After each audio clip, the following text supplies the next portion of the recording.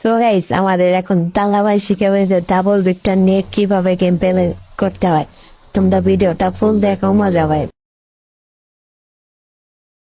So guys কেমন আছেন সবাই? আশা করি সবাই ভালো আছেন। তো গাইস আজকে এখন আমি আপনাদেরকে শিখাইতে যাচ্ছি যে ডাবল ভেক্টর নিয়ে আপনারা কিভাবে গেম প্লে করবেন আপনাদের কোশ্চেন অনুযায়ী। তো দেখতে পাচ্ছেন যে আমি এখানে ডাবল ভেক্টর পাইছি, আর ডাবল ভেক্টর আমি যখনই পাইছি দেখতে পাচ্ছেন নিচে আমার প্রচুর পরিমাণে এনিমি, এবং এনিমিগুলা একে অপরের উপরে আক্রমণাত্মক আক্রমণ চালাচ্ছে, ঠিক আছে? তো আমি এখন কি করব, আমি এই জায়গা থেকে এনিমির থেকে একটু দূরত্ব বজায় রাখবো, কিন্তু আমি দূরত্ব বজায় রাখতে পারলাম না, কারণ আমার এই জায়গায় কিমরিটি কামড় দেওয়ার সাথে সাথে আমি ইনিমির কাছে চলে যাচ্ছি, দেখতেই পারছেন।